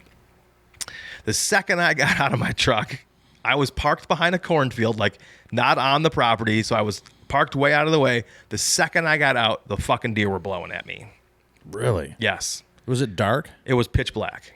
Huh. The second I got out of my truck, I don't slam my fucking door. Yeah. I didn't have a headlamp on. The second I turned my truck off and got out of my truck, those fucking deer and the CRP were blowing at me. How quiet was it? Like, was it dead real? silent. Yeah, that's the thing. Is that dead fucking silent. that sound probably travels to them so Yeah. easily, even the quietest.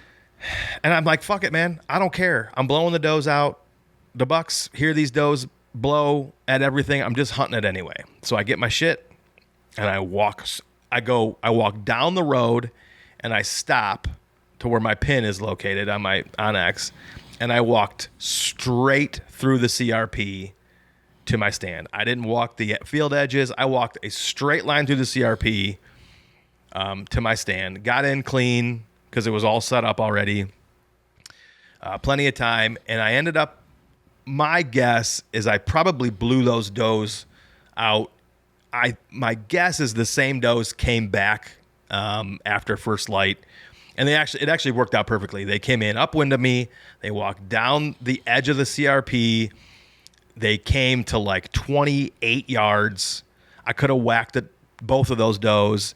They looped around. They crossed the creek in front of me upwind. Like they never got downwind of me until they got all the way out into the other side CRP. So there was a south wind, but every so often would go southeast. Every time that fucking wind would blow southeast, it would blow my thermals out into that CRP, and those goddamn does would start blowing at me. Really? Every single time. And so I sat there the rest of the morning, got out, pulled my camera, and I think I found the buck's bed, and I never found it the first day. He was tucked into a humongous tree that had fallen into its root ball. My wind would have been blowing right into him. And I never knew it. I never saw that until I was done. So anyway, I left there, went to check out a couple more pieces of public property, cut 2 sets of huge tracks, and decided I was going to hunt there again. This is my last hurrah, basically. After this, I'm going home. And so let me ask, what are the roads like? A lot like Kansas, where they were just dirt, like out in the middle of nowhere, dirt. Yeah, some of them are like dirt. Some of them are just more grass because they're called minimal maintenance. And then the one I just told you about was a paved road. Okay. Yeah. But yeah, I mean, it's just. I'm trying to picture Kansas. like when you said you got out of your truck, what you're walking on. If you're walking on gravel, dirt, a little bit of grass. both. Yeah, it depends on like where I was. Pavement. Yeah, the first pavement one was obviously gravel. would be quieter. First one was gravel. Second one was pavement. Third one was like grass because it was no maintenance. But they heard you. They heard me. They heard me park. Right, and then you got out, shut the door, and yeah. Like I can't very well drive with no lights on. Like I had to have lights on. So but again, I parked on the other property. Like I was specifically hiding my truck behind the corn from what I thought was direct line of sight from the CRP and that property. But they must have been right fucking there.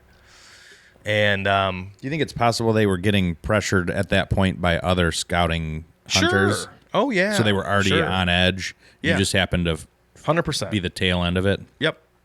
I mean, I did meet locals out there who were getting ready to Well, it's funny because I sent you a pin on a spot I liked, and you're like, well, funny you say that because I went out there and liked it, and there was a stand already there, and you said you talked to the kid. So I got all the way to the back corner, exactly where I wanted to go. I had a camera with me. I was going to put it up, and I look up, and there's a fucking ladder stand. Like, son of a bitch. And I walk over to it, and it's brand new. I mean, like they just put it. They just put it up, and it's got a name tag. So it's got a plastic bag with a dude's name and phone number zip tied to it. And so I walked around for a little bit. I'm like, man, I would like to hunt over here. I wonder if this is just a gun hunter. And so I walked back to the stand. I never put my camera up. And I just texted the number. I was like, hey, Logan, I just found your ladder stand out here at this particular location. Are you a gun hunter or will you be doing bow hunting? And I hit send, and I'm just waiting. I'm kind of walking back and forth, waiting for a response. And then I hear talking, like I can hear people talking. And I look up, and There he is. There's Logan. They're right there, and they're like, I hear him go, "Oh, there he is!" And so he got the text as he was walking out to his tree stand to hang his bow hanger, and I was like, "Hey, I wanted to hunt out here, but I'm not going to do it." He goes, "You can hunt out here." I go, "No, there's not enough room, man." I go, "This is your spot." Yeah, it didn't look like a very big piece. I'm not going to do that to you. He goes, "I appreciate that." He was a young kid who had just started hunting last year, so that just goes to show if someone's got their name tag on their ladder and you're curious about whether or not they're going to be out there, just fucking reach out, man. He was a nice person. I think I'd like to hope more people. I'd like to think that more people would do what you did, as opposed to like, oh, I'm gonna climb up and sit in this or something, or I'm gonna sit right here because there's a stand here. You know, like I just feel like I have a bad vibe about some people. If it were a really old stand, because I sat in a stand in Kansas that was already up. Did I not tell you that?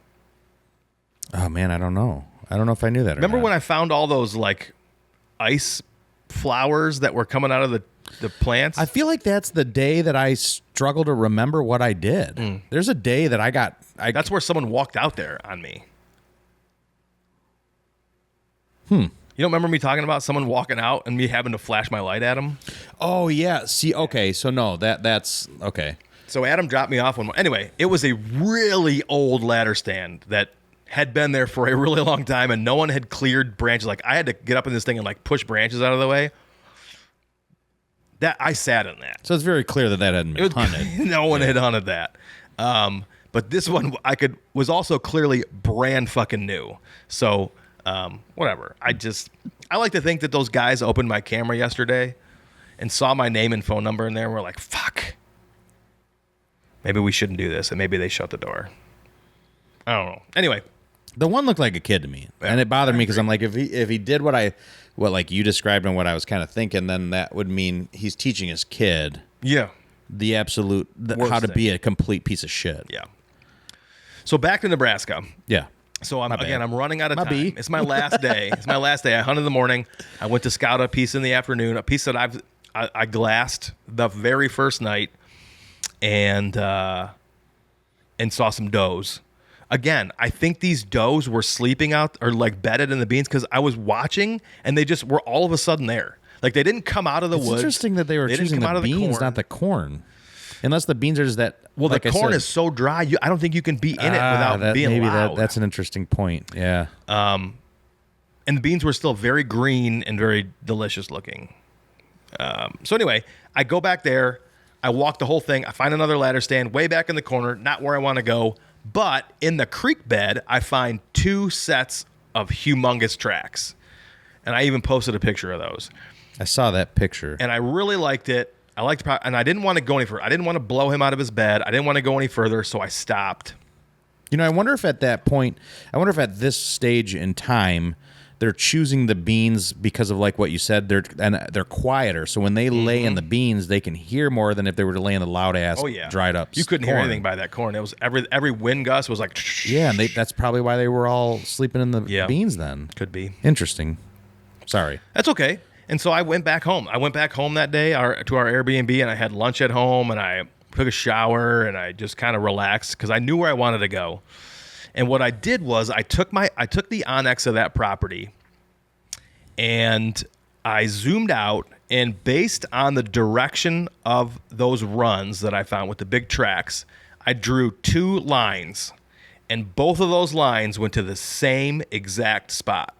They were in 2 different spots in the river, like 50 yards, 100 yards apart, but both angles and runs went to the same spot on the other side in the CRP. And I thought, that is exactly where those fucking deer are going. I mean, whether they were or not, I'll never know. So that night I went back. Again, it's the hottest day since we've been there. It's 90 fucking degrees. What I did was I crossed the creek where the tracks were. I got to this. It's a hidden CRP field with corn on one side, a creek bed, beans, a hay field on the other. Like, it was beautiful, beautiful. And it looked like the deer were crossing that creek and crossing the CRP to where the corn and the hay field meets.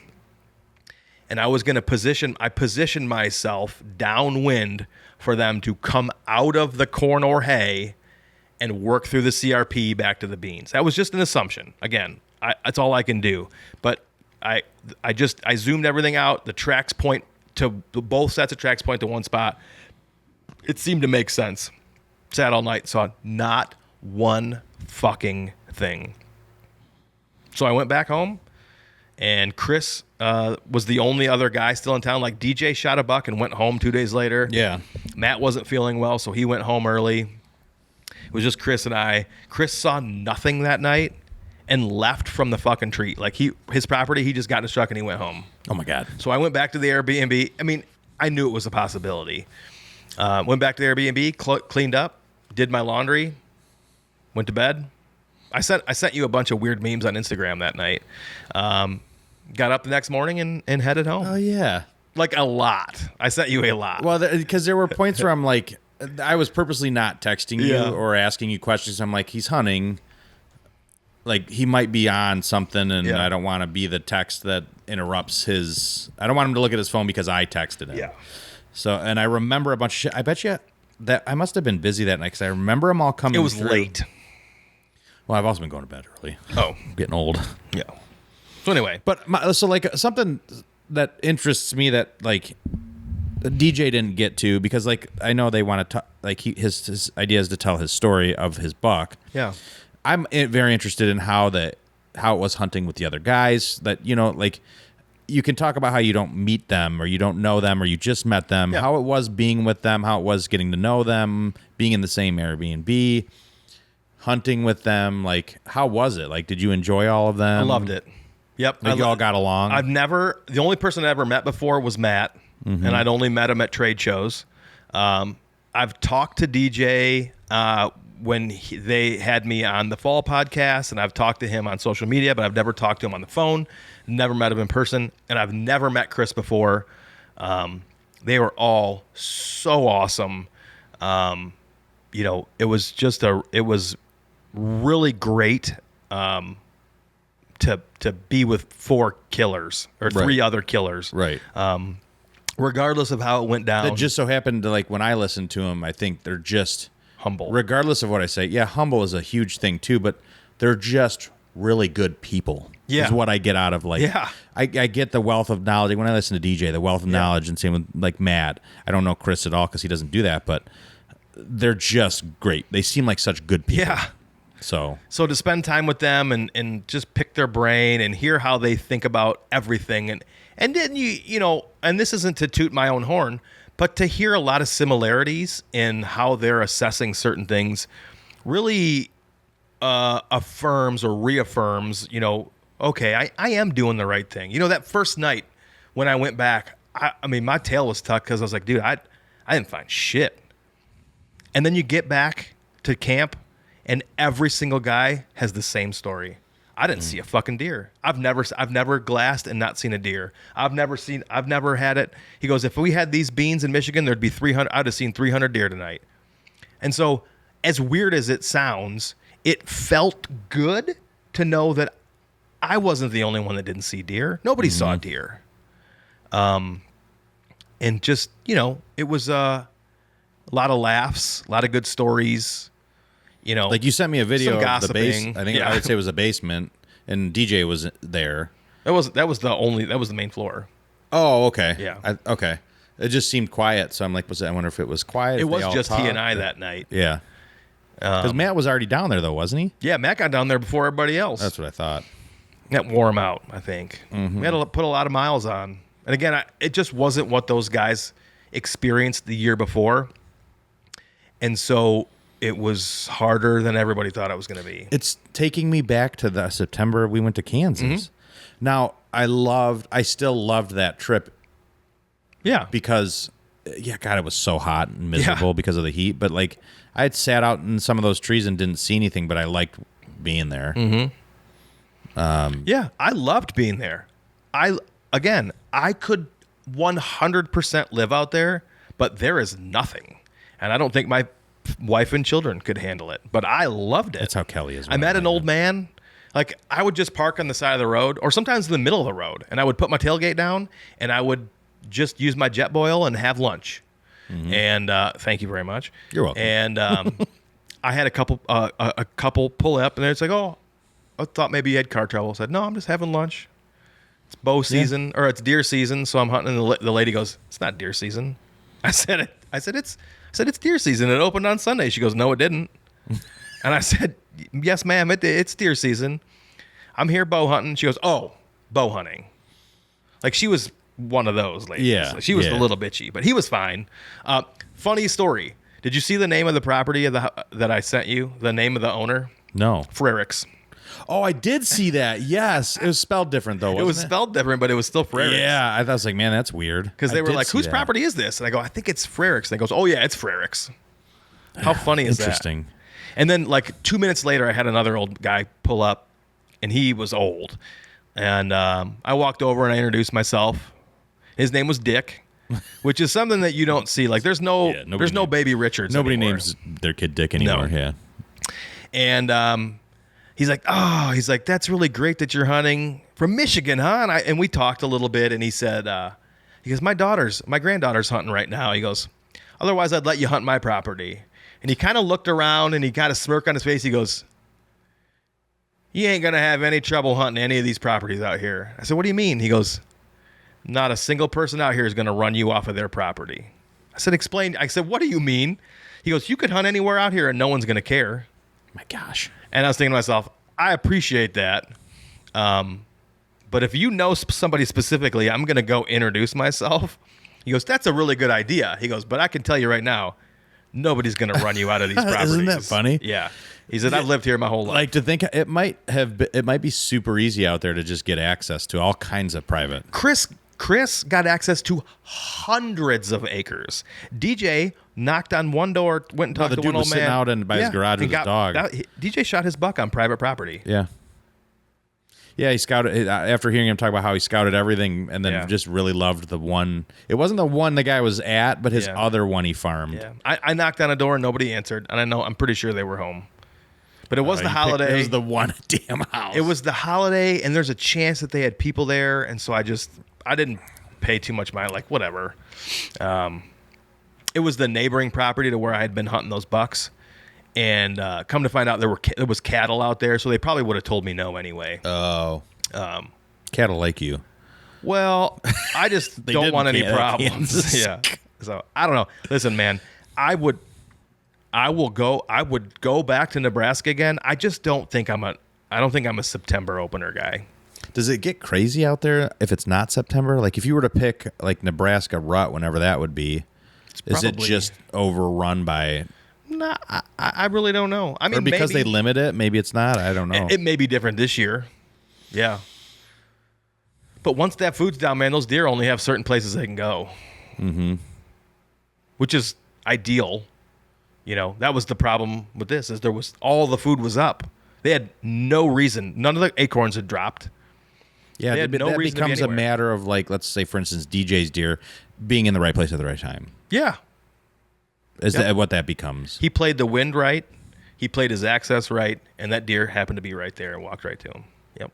Did you enjoy tracking that? Oh, I heard a little bit about what he said, but it was brief. Like, sounded like that was a cool moment. Well, I was an hour and 5 minutes away, and I was like, "You guys want to wait for me? Because that's an hour drive. Everyone else was closer." And he's like, if you want to be a part of this, I will 100% wait for you. And I was like, cool, man. Be there in an hour. So I was exhausted, but I drove an hour, helped them track, got back in the truck, and it was an hour and 20 back to the Airbnb. We didn't get back till like 12:30, 1 o'clock. Yeah, but that's got to be probably one of the more memorable moments of the whole trip. Oh, hell yes. You'll never forget that. No, I'll never forget it. And so, yeah, we helped him track. He's colorblind. Yeah. He and Matt are both colorblind. Oh, man, that's got to How be... fucking crazy is that? God, that's two colorblind guys and looking one for with red, one which it's not all colors either. Red's one of them, though, isn't it? It's like red and green. Dad struggles with red. It's the same one. So two colorblind and a single eye man out there, pirate. Yeah, that makes me feel like shit not being able to find blood with Rodney. Yeah. Ugh. I have no excuse if the colorblind dudes can But he be was killers. really great. I mean, he led the track. Like, Yeah, he did say something like he said, I'll handle this. If I need help, I'll kind of like, and which you'll is see good. the video at some point. But I don't know if it's because he can see its wetness, but there would be a point he's like, okay, guys, I need some help. And so we'd step up and help. But it was a lot of fun, man. And it was a pretty funny recovery. Like we just had a lot of laughs once we finally found it and worked our asses off getting them out of there. And it was great. Yeah, it was great. It was, cool. You're far enough out there where there's no light pollution. And, he makes a comment about the stars. And I'm glad he did, because it's something that I hadn't thought about talking about.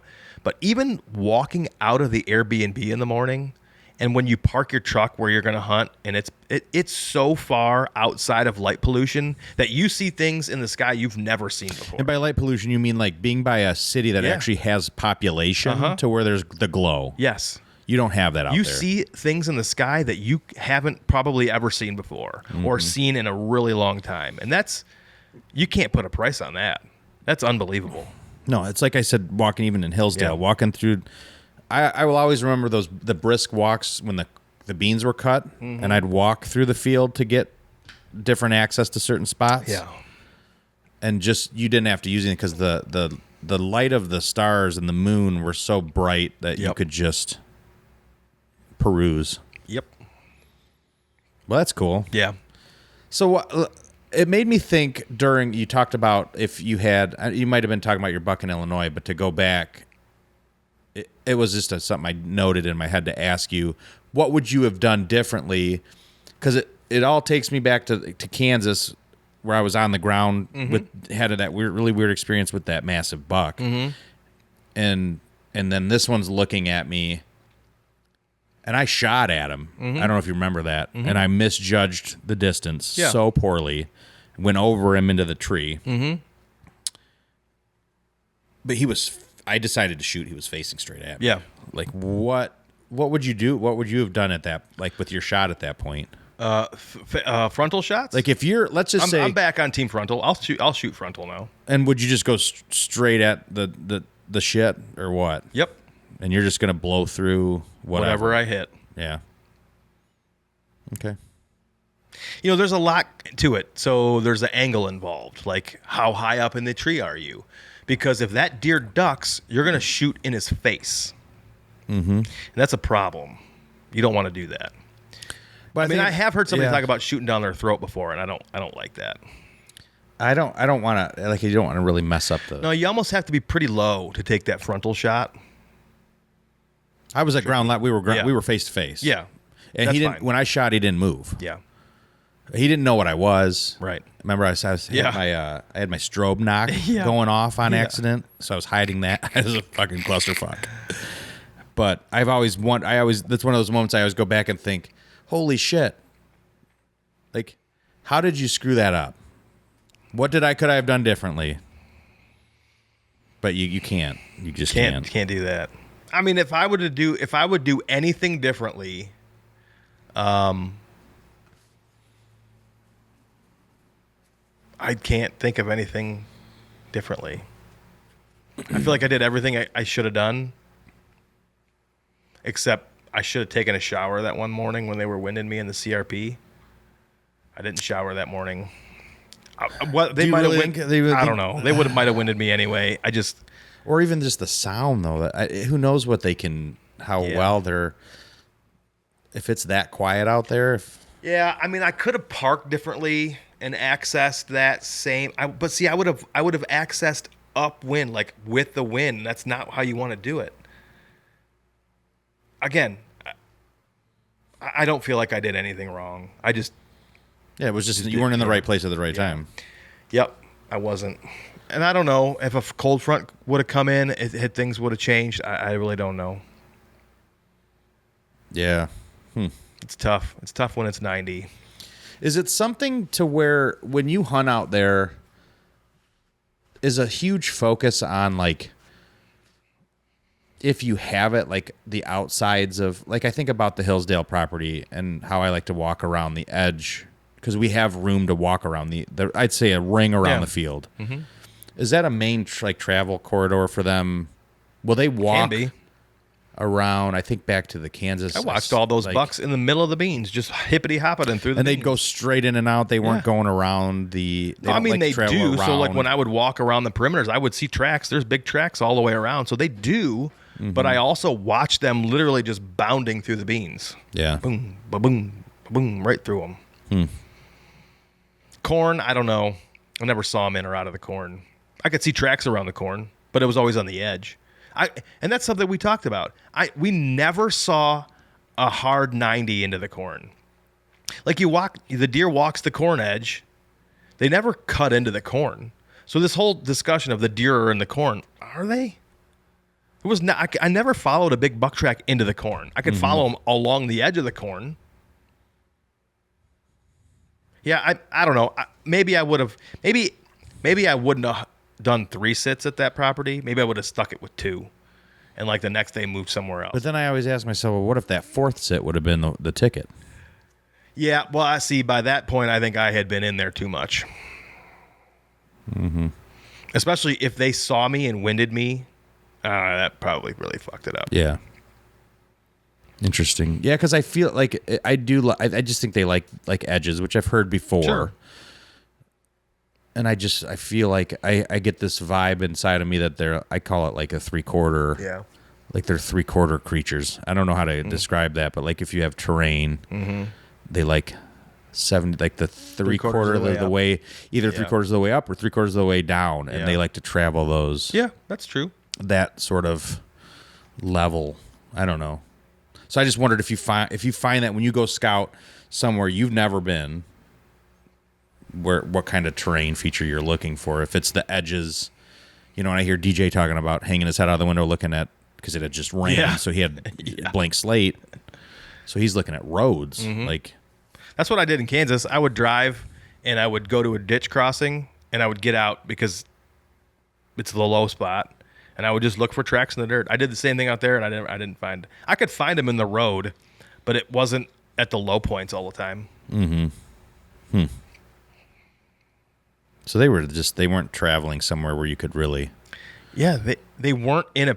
They were in a summer pattern, but it was like I'm laying here and eating here, and I don't have to move very. Do you far. think? Would you say? This is how I feel. I don't think I know, because we don't hunt in the summer. And like I will text you and be like, "What the fuck is happening?" They disappear. Like we don't. Would you say that we just don't understand the summer pattern as much because we don't hunt the summer? I mean, it's bed to food, food to bed. That's the pattern. But how do you get between them? It's getting between them. Would you say? But outside of the rut, isn't it always just bed to food? Yeah. So there is a difference in Bed to summer, food, bed to water. like that just shifted.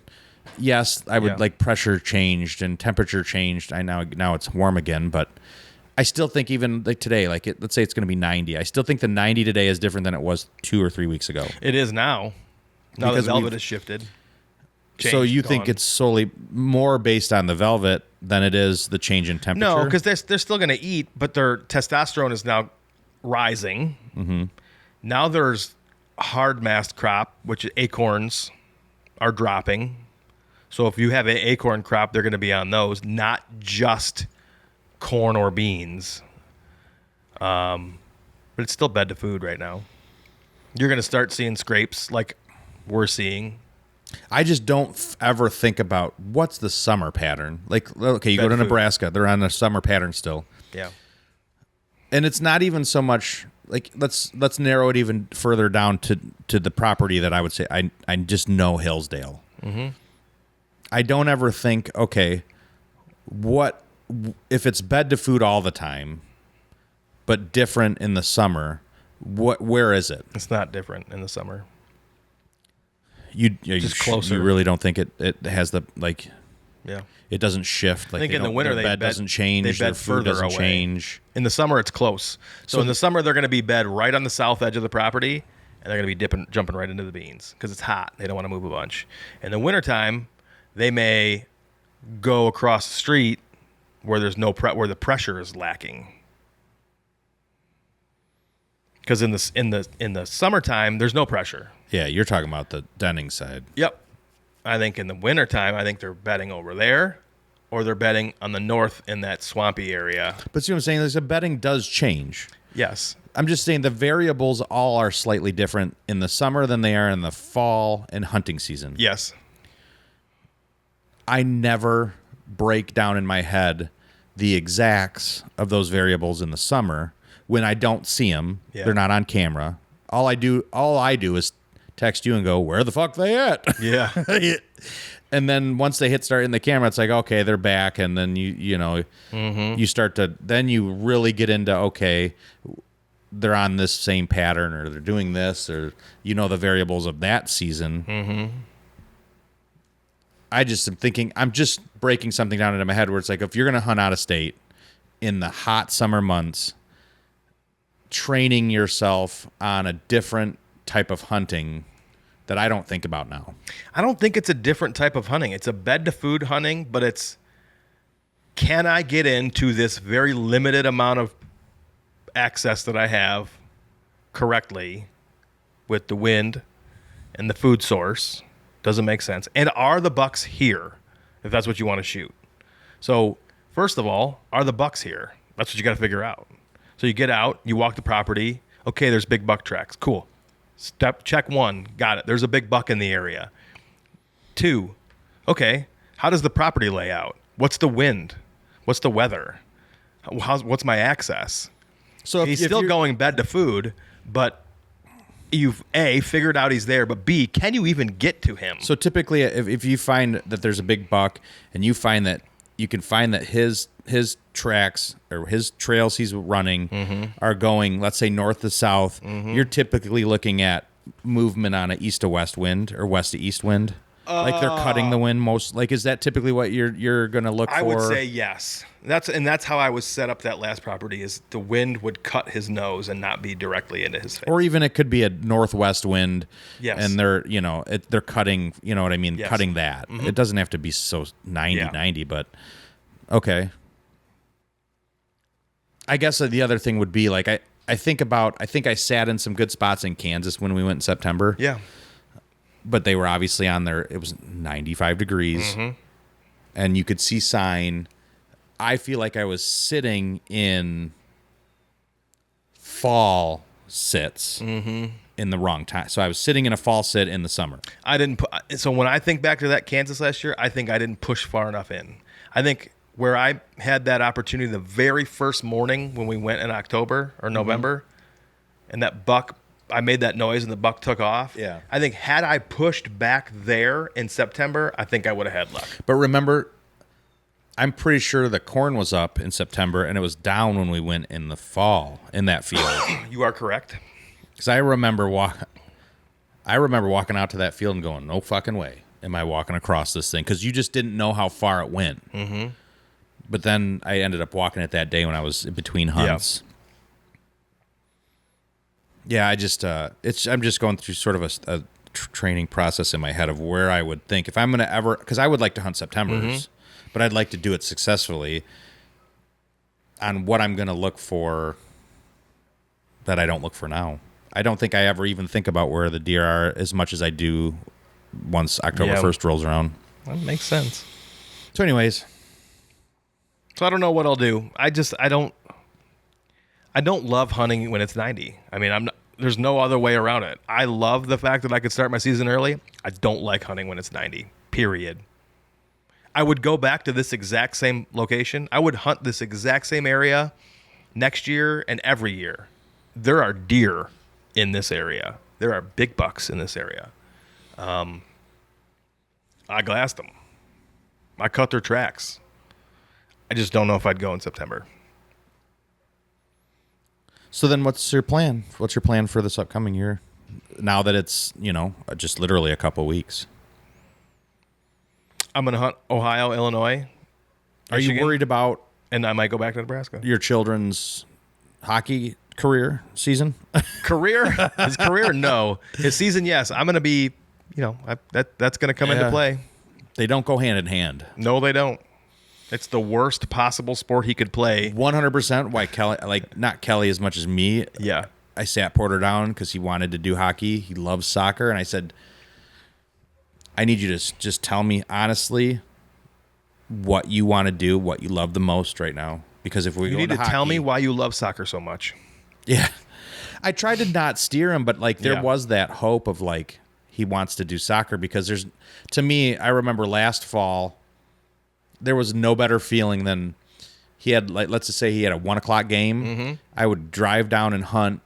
I would either hunt one day and stay the night and then hunt the morning and then drive up and go straight to his fall soccer game outside and be sitting there in my all dirty in my hunting gear. I don't know. I was secretly hoping for that. So when I sat him down, I was like, you want to do this hockey thing? But because if we're going to do hockey, we're committing to a crazy ass schedule. And I need to know. Yeah. I mean, I'm going to do like Ohio hunts when I travel for work. I'm probably going to do a bunch of like day trips to Hillsdale. No, I say a bunch. I'm going to do some day trips to Hillsdale. I'm going to have to be real strategic because his hockey schedule is whack. Lauren's fine with taking him to practice and stuff, but I'm not going to stick her with all the games. And I don't want to miss all the games. Right. I'll probably set another week aside for Illinois. Mm-hmm. And that's about it. Yeah, the Illinois thing, I would like some time there. I'm not going to stress myself out about Ohio either because their season goes so fucking long that, you know, I could focus on Michigan and Illinois and then fucking hunt Ohio all January. Mm-hmm. Yeah. Okay. I mean, that's my plan. Sounds good. Anything else you want to talk about tonight? No, that's it. I was really hoping to put together a Nebraska video, but Like a since I didn't recap video? fucking do anything, it's all a bunch of B-roll. How did you feel about video? video? Were you doing well with video? Did you have it No, all set my up all very the time? first fucking day, I was like, "Fuck this video camera! I'm recording with my phone." Because in my mind, I'm like, I'm going to do more video this year because it's super easy to do. Oh, I mean, But for some reason, I always get pissed off. I set it up every single time. Second angle camera, everything. But my big fucking camcorder, I took one time and was like, this fucking blows. Oh, I don't think I could ever do the big stuff. Too much. Yeah. So I just did my phone. I just don't. I also feel That's like it my does plan. take away from it a little bit. I never felt that because I liked that part of it. Again, I look back at my big buck last year and wish I had a video to watch. I don't regret not doing it because I may have fucked it up. Yeah. But I wish I had a video of it. Even if it was just the second angle, like I just clicked it and just barely caught it. Do you think you would have fun if you hunted like some of these guys that always have somebody with them? No, Like I think Aaron. No. Aaron used to do that. Yeah, I don't think I'd like that. Like I don't think I would enjoy hunting if I had a person sitting up over top of me all the time. Not at all. I never want to be at that point. Nope. I will do it for somebody if they ask me to do it, but I wouldn't want someone to be with me all the time. No It way. sounds terrible. Yeah.